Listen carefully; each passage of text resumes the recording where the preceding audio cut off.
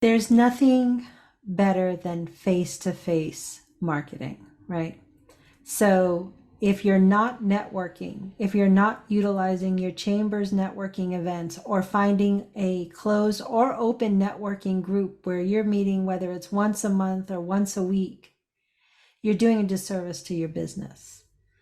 Um, People do business with those they like and trust, and how are they going to like and trust you if they don't get to know you?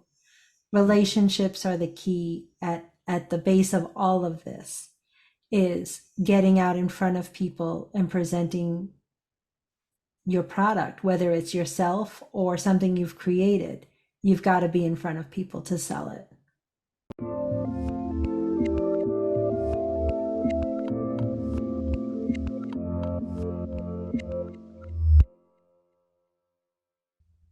Hey everyone, this is Devin Miller here with another episode of The Inventive Expert.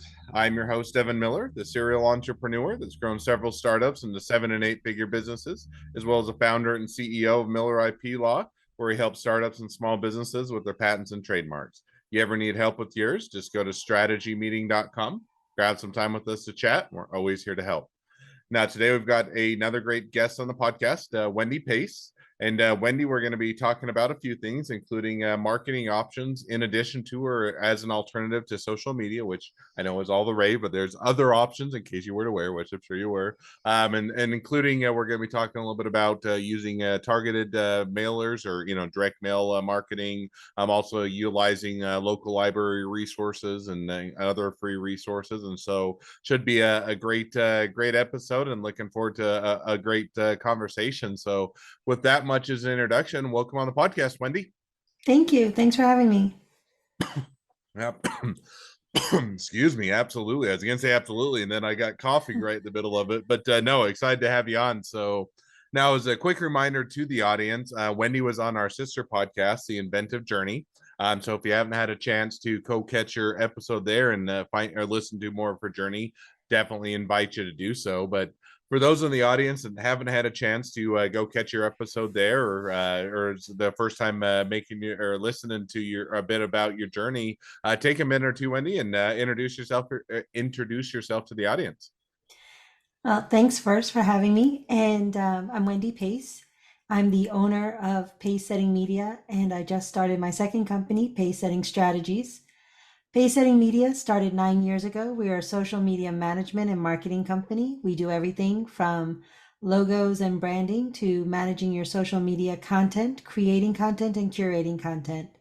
At Pace Setting Strategies, we're specifically targeting the small to medium-sized credit union, and we're doing consulting services for strategic planning, marketing, IT, and compliance and risk assessment. Awesome. Well, definitely sounds like a lot of things going on, and a lot of a great business to support. And so now with that, diving into a bit of the topics at hand, one of the things that I think is predominantly initially comes to mind for a lot of startups and small businesses when they're looking at starting to do their marketing and sales effort is going on to social media. And Right. that can be Facebook, it can be Instagram, Pinterest, X/Twitter, it can be LinkedIn, a number of things, and sometimes even Google paid ads. And that's kind of naturally where people gravitate towards because it's the one that everybody hears about, kind of the one that you see on social media and other places. And that's where everybody tends to start. And not saying that can't be a good option for some businesses, but that's where people immediately jump to. And yet they oftentimes overlook some of the other, either supplemental, additional, or sometimes better options that are alternatives to social media. So we'll dive into a few of those options in more depth, but maybe walk us through kind of, if you're to be talking to kind of that startup or small business, what are some of the other alternative options as far as marketing that they may want to look into or consider as they're getting their marketing efforts up and going or looking to expand them? One of the things you need to consider is who your market is first and foremost. You have to determine where your audience lies. And that also comes into understanding what's the age demographic you're hitting and what is the where are you going to find them, right? So if you're a B2B some of the things you might want to consider is looking at your local chamber and starting there. Local chambers are great places for startup businesses to go to get the initial information that you need for your audience. They will have a list of, if you're a B2B type of company, right? And just as a quick introduction or reminder to the audience, B2B is business to business. That means you're selling Right. your products to businesses or your services to businesses as opposed to consumers. Most of the audience, I'm sure, is aware of that, but just as a quick Right. reminder to what that terminology means. So sorry, didn't mean to jump in, but go ahead. You're fine. So B2B, your platform is going to be LinkedIn for the most part. But how else are you going to connect with those other business owners? Well, you're going to attend chamber events. The other thing you could do is ask your chamber for introductions, and you can ask your chamber for a list of types of businesses. So if it's specific businesses that you're looking to connect with, your chamber, your local chamber of commerce is going to have a list of those businesses for you to utilize. So as a member of your chamber, you should be able to utilize the resources at your local chamber. If you are not a chamber member, but you're still looking for a list of other businesses, go to your local library. There is a program there, and you have to have a library card to use it. So go get that library card. Go to your local library. Most libraries have a database called Reference USA. And in Reference USA, you can download a list of businesses. Usually it's, I think 100 is the limit before you have to pay. So you can, but you can go back every day, or you can go in and do, 10, 100 lists at a time. So you download those, you print them off, and you should consider utilizing the information there. Most of it's going to be who the CEO is, what size the company is. I mean, Reference USA has quite the database on information, but it's going to give you their mailing address. You're then going to take this list of addresses and you're going to create a direct mail marketing campaign. When you're marketing to different companies, especially as a startup, you need several points of touch. So some people think, well, all I have to do is a cold call campaign and I'll get business. Well, you might get some. Some people think they only have to do direct mail marketing, and they will get some from that. It's a multi-prong animal. So you have to do your social media marketing. You have to have your website, dialed in for conversion. You have to do your cold calls, and you have to do your direct mail marketing. When you utilize all of these things at once, you're giving them multiple points of touch, but you're also establishing some credibility that you are a company and you are here to do business. And so that's a great way of getting your name out initially, Now let beyond me just networking.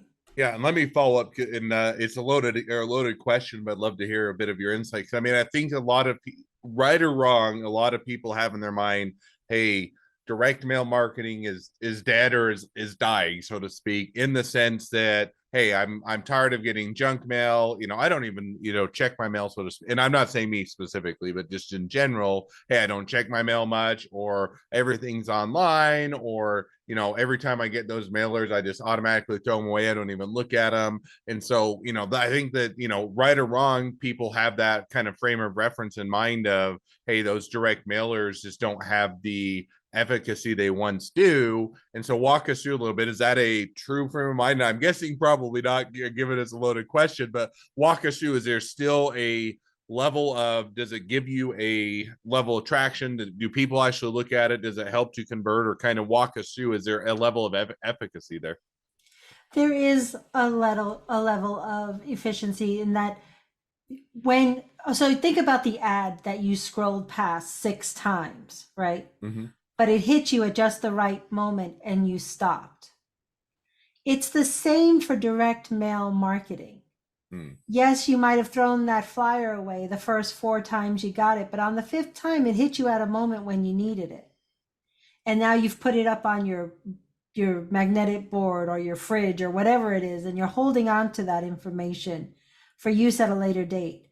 And then you see it again on social media, the ad went past, or you had like a ad bar on the side at Google.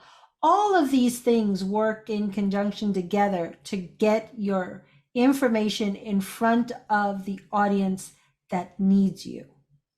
It's Mm. just when they pull the trigger. So the more often they see you, the more likely they're going to pull the trigger on your business and not your competitor's business, who might only be using one prong of marketing. Hmm.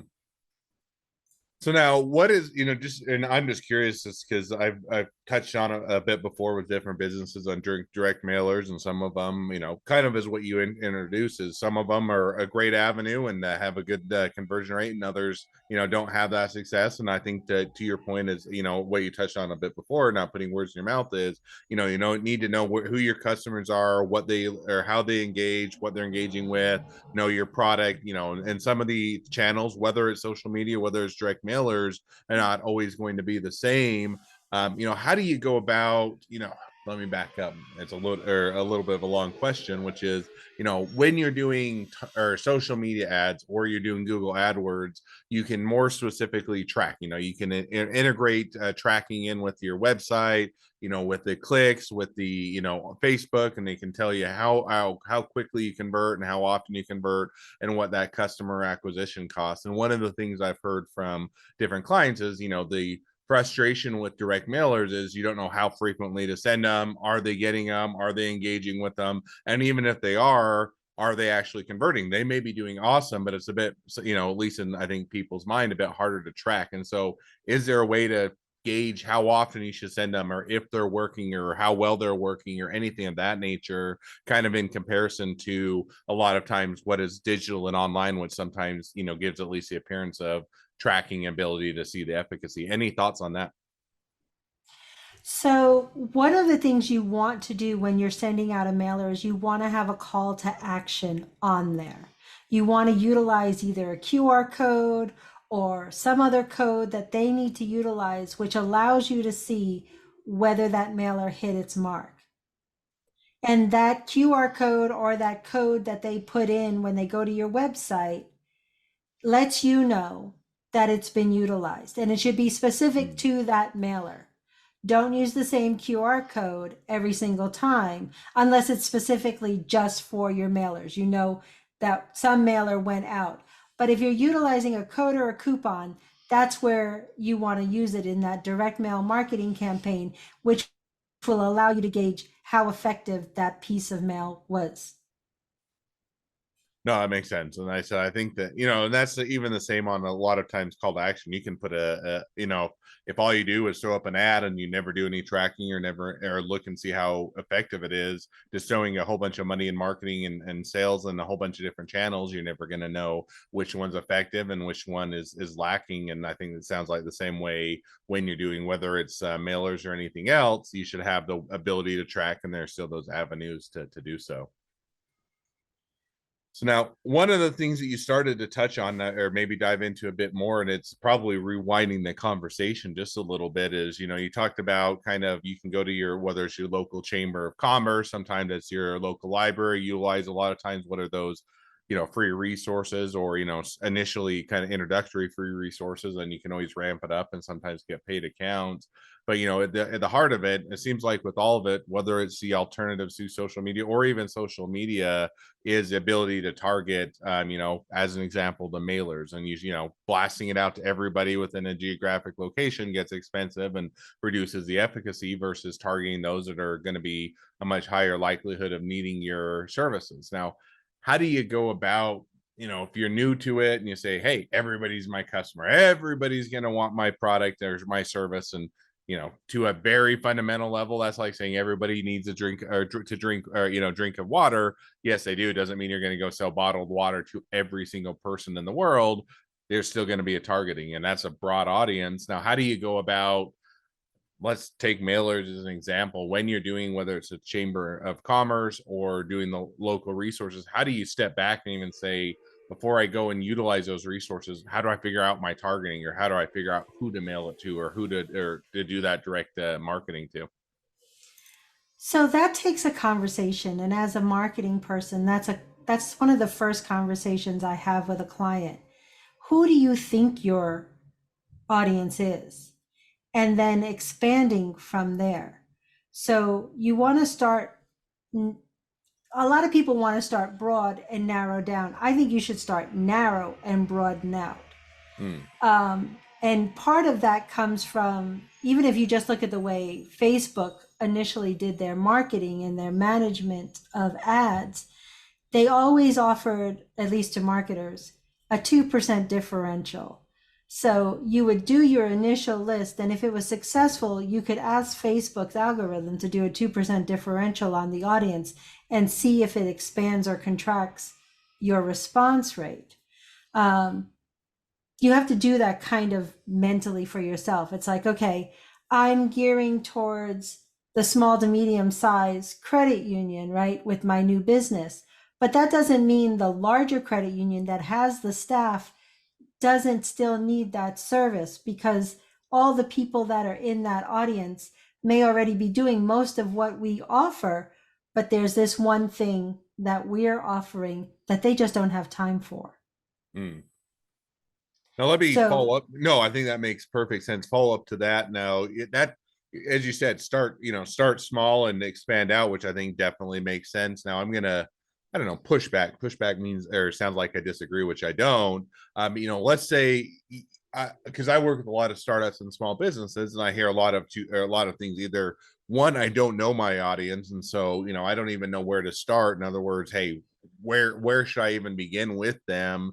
And so they'll still try and do the scatter shot, not because they wouldn't love to target it down or narrow it down, just because they don't know who their audience is.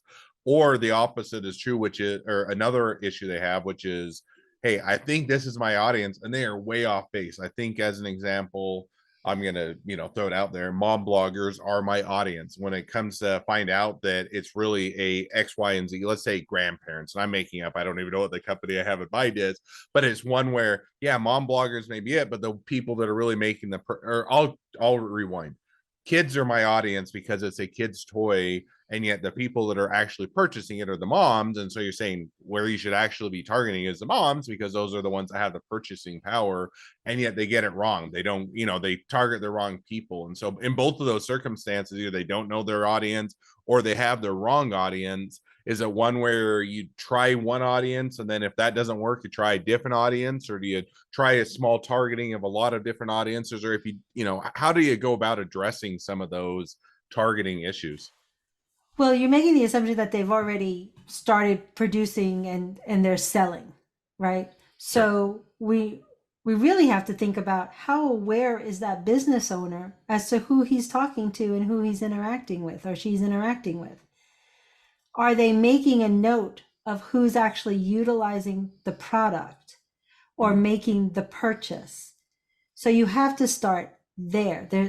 Yes, at the beginning, you're going to throw everything at the wall and see what sticks for the most part. But at some point, you got to start looking at the wall and going, okay, this piece of spaghetti stuck here for a long time. What was the difference with that piece as opposed to this piece? So they need to be having conversations. If they don't have a coach in their life, they might want to consider getting one, or some kind of business consultant, whether it's a marketing consultant or a business coach consultant. They need to start having conversations in order to figure out and dial in their audience. Hmm. No, I think that makes perfect sense. And let me ask. I know I'm all over the board. It's just an area that I love to get insight on. So I think it Uh, affects every business, and I'm always yeah. of the opinion every business has to be selling, and if you're not selling, you're dying. And in the sense that I think there's a lot of times business owners say, I just want to go and create a X, Y, and Z widget, and I just want to sell it. And I don't want to have to worry about that marketing or that sales piece. And yet you have to be selling. And if you're a service-based business, or you're an attorney, or you're a doc, you still have to have an ability to generate clients and clientele in order to be successful. And yet oftentimes people don't. And so one of the questions now, that was a complete aside, but one of the questions that comes up, and I don't know if it's a good idea, a bad idea, but I wanted to get your input on it, was let's go back to direct marketing. So mailers and direct marketing that's outside of social media, some of the alternatives.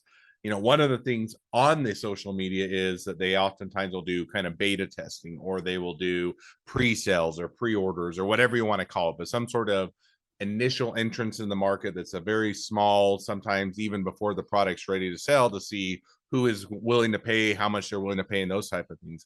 Can you do that with the direct mailers or alternatives to social media? Is that a good idea? Terrible idea? Is that an option? Because sometimes that helps you to get feedback on whether or not you're on track, whether it's for the price point, whether it's for who you're Right. targeting or anything else. But I, never seen, I don't know that I've specifically seen the pre-sales direct, or pre-sales or crowdfunding or those type of things with direct marketing. Is that something that it goes on, or is it a good or a bad idea? Any thoughts?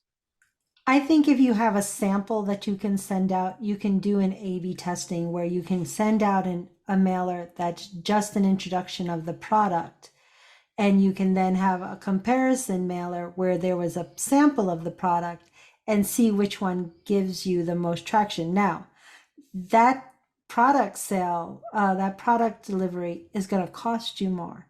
Hmm. And that's probably why you don't see it that often with direct mail marketing, is because they're already going to be budget tight or budget conscious, and they're sending out that first piece of mailer, hopefully first class mail, so that they know it's getting delivered in a timely manner.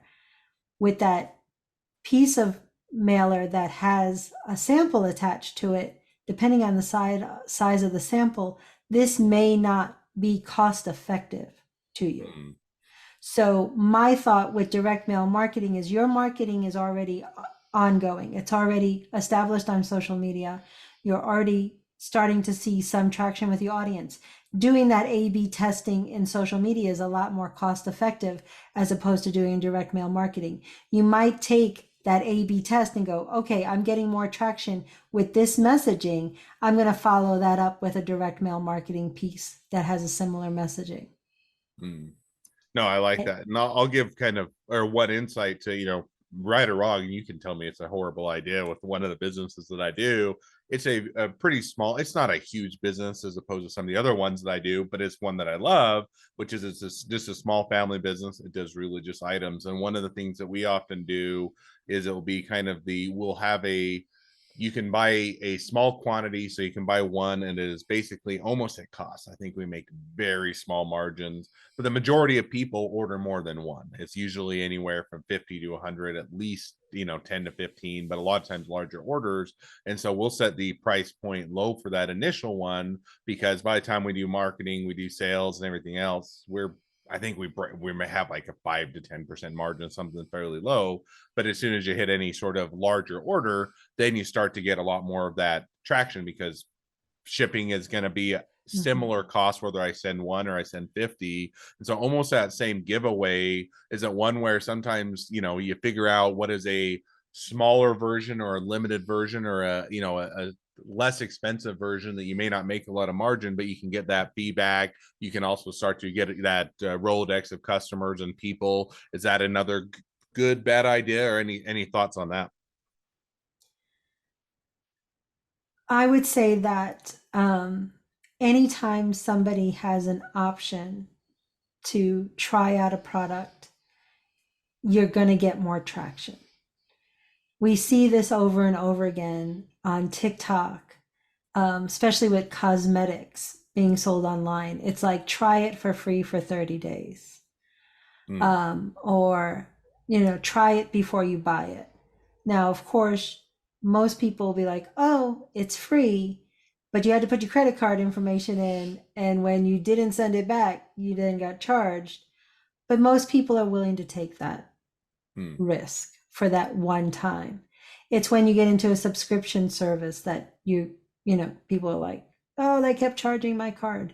So I would say yes, that free offer, that get one now, get 10 later, is always a great option. Most people will opt in for that one and done product. Awesome. No, and I love to just pick your brain. It's one where like marketing sales is always an interesting beast, and kind of as you said, or there's I don't know, there's one size fits all, in sense that there's one thing that works for everybody and it's perfectly possible and it's going to solve all of your marketing needs. It's usually multiple channels, multiple touch points, and going down that route. Now we're already reaching towards the end, and it seems like we barely got started. But before I jump to my normal or question I like to ask at the end of each episode, I'm gonna kind of throw out an maybe a softball question or an open-ended question, which is, we started out talking about kind of alternatives to social media, to direct, to those type paid advertising or pay-per-click type of advertising. We touched on a few direct mailers, some of Chamber of Commerce, some of the library resources, any other ones that people should be considering, whether it's supplemental alternatives in addition to or in replacement of, but any other ones that people should be thinking of. There's nothing better than face-to-face marketing, right? So if you're not networking, if you're not utilizing your chamber's networking events or finding a closed or open networking group where you're meeting, whether it's once a month or once a week, you're doing a disservice to your business. People do business with those they like and trust, and how are they going to like and trust you if they don't get to know you? Relationships are the key at the base of all of this, is getting out in front of people and presenting your product, whether it's yourself or something you've created. You've got to be in front of people to sell it. You can't just sit in your workroom creating something or behind your computer. You're going to have to get out and do some networking, especially as a startup.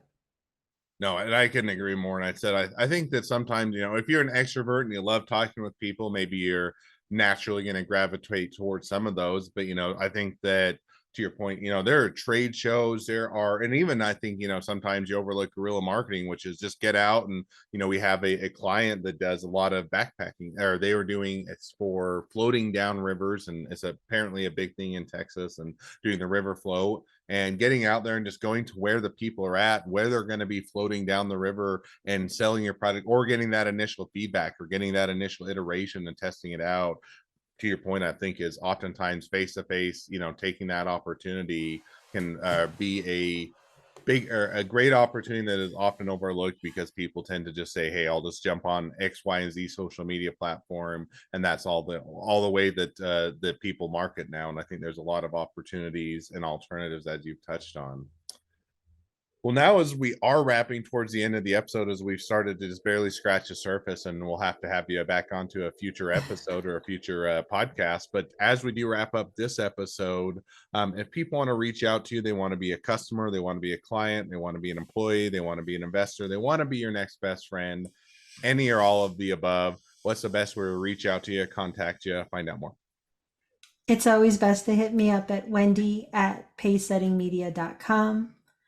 I respond best to email. They can also reach me via my phone, which can be found on pacesettingmedia.com. Awesome. Well, I definitely encourage people to reach out, support a great business, make a new connection. If nothing else, make a new best friend. So with that, Wendy, thank you again for coming on the podcast. It's been fun. It's been a pleasure. Now for all of you that are listeners, are out there, if you have your own journey to share and you'd like to be a guest on our podcast or our newly launched Inventive Fireside webinar series, love to have you. Just go to inventiveunicorn.com, apply to be on either one. Also, make sure to click share, subscribe, leave us a review. Helps us to reach even more startups and small businesses to help them along their journey to success. And along that note, if along your journey you ever need help with patents or trademarks or anything else with your startup, your small business, just go to strategymeeting.com, grab some time with us to chat, and we're always here to help. Well, thank you again, Wendy, for coming on the podcast, and wish the next leg of your journey even better than the last. Thank you so much.